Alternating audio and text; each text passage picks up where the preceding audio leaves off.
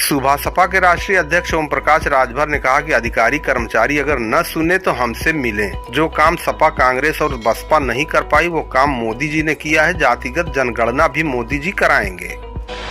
बुधवार को दोपहर विधानसभा अतरौलिया के निरीक्षण भवन पहुंचे पंचायती राज, अल्पसंख्यक कल्याण, वक्फ बोर्ड मंत्री और सुहेलदेव भारतीय समाज पार्टी के राष्ट्रीय अध्यक्ष ओम प्रकाश राजभर ने कार्यकर्ताओं के साथ पंचायत चुनाव को लेकर विचार विमर्श कर आवश्यक दिशा निर्देश दिए। मीडिया से बातचीत करते हुए उन्होंने कहा कि आगामी जिला पंचायत सदस्य और पंचायत चुनाव की तैयारी को लेकर हम लोग पूरे प्रदेश में कार्य कर रहे हैं। लोगों को गांव में भेजना और तरीका सिखाना, कोई नेता चुनाव लड़ रहा है तो उसे तरीका सिखाना, ताकि अभी से जाते रहेंगे तो लोगों में आपसी भाईचारा बनेगा, लोग साथ जुड़ेंगे। समय आने पर बहुत से वोटर यह कहते हैं कि आज क्यों आए हो, पहले आना चाहिए था। इसलिए अभी से लोगों को ट्रेनिंग देकर भेजने का काम किया जा रहा है। पंचायती चुनाव की तैयारी चल रही है। योगी जी के बंटेंगे तो कटेंगे वाले बयान पर बोले कि ब्रह्मा जी ने भी कहा था कि संघे शक्ति कलियुगे। मुख्यमंत्री जी का साफ साफ कहना है हम लोग मिलकर संगठित रहेंगे। आज पूरे प्रदेश में 7.5 साल में कोई भी दंगा नहीं हुआ, ये संगठित होने का प्रमाण है।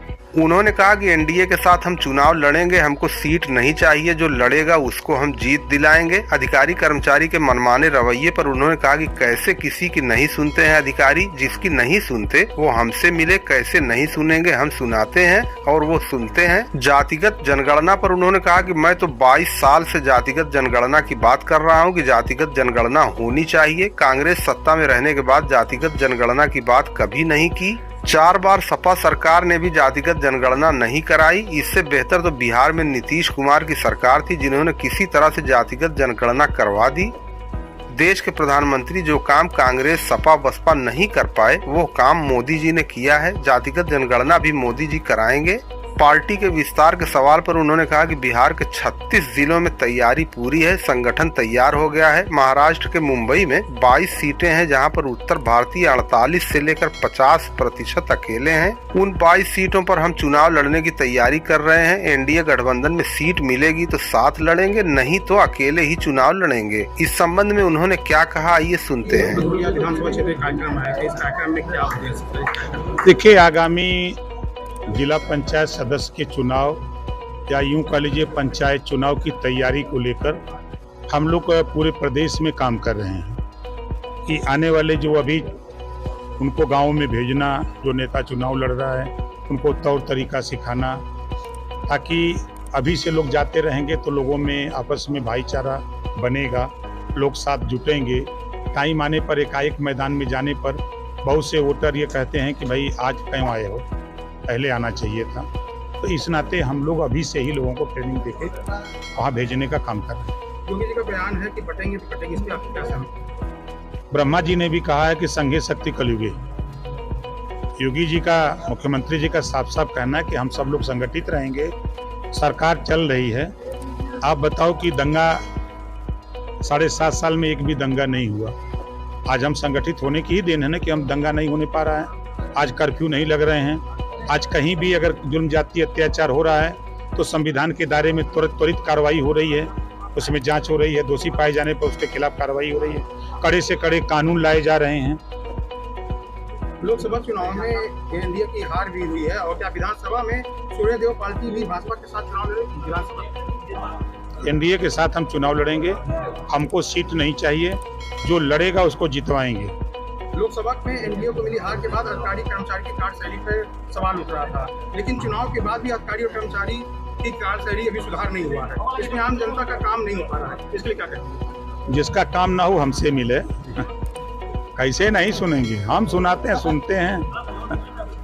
10 विधानसभा में उपचुनाव की जीत के लिए एनडीए की रणनीति क्या है? देखिए, हम एनडीए गठबंधन के सभी साथी बूथ स्तर से लेके सेक्टर, ब्लॉक, विधानसभा स्तर तक का संगठन हम लोग सही कर लिए हैं और हम लोग भी इंतजार कर रहे हैं कि जल्दी चुनाव की घोषणा हो जाए, ताकि जो आप लोगों के दिल में एक संशय बना हुआ है वो संशय खत्म हो जाए।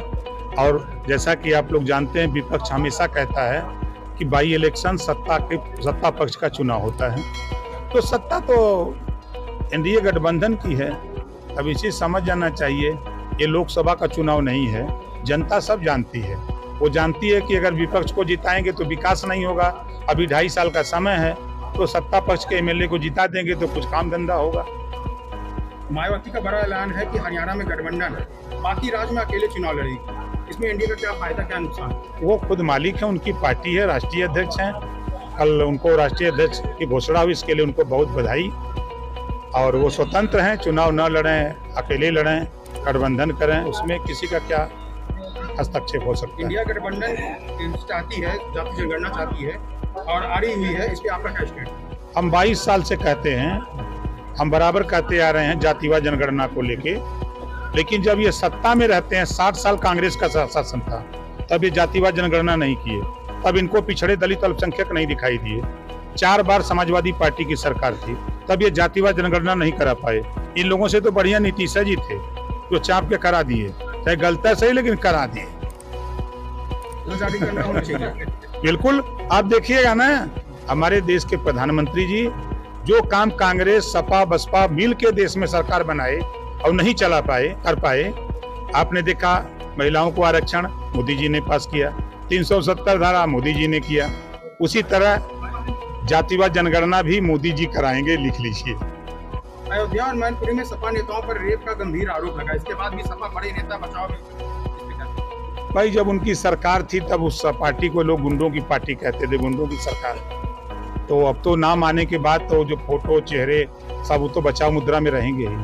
आखिरी सवाल ये है कि आपकी पार्टी विस्तार की मूड में है, अन्य राज्यों में आपकी क्या तैयारियां चल रही हैं? पूरी तैयारी है, हम लोग बिहार के 38 जिले में 36 जिले में पूरी तैयारी, संगठन हमारा पूरा हो गया है। महाराष्ट्र में जो बम्बई का इलाका है जहाँ करीब 22 सीटें हैं, जहाँ उत्तर भारतीय 48 से लेकर 50% अकेले हैं, उन 22 सीटों पर हम चुनाव लड़ने की तैयारी कर रहे हैं।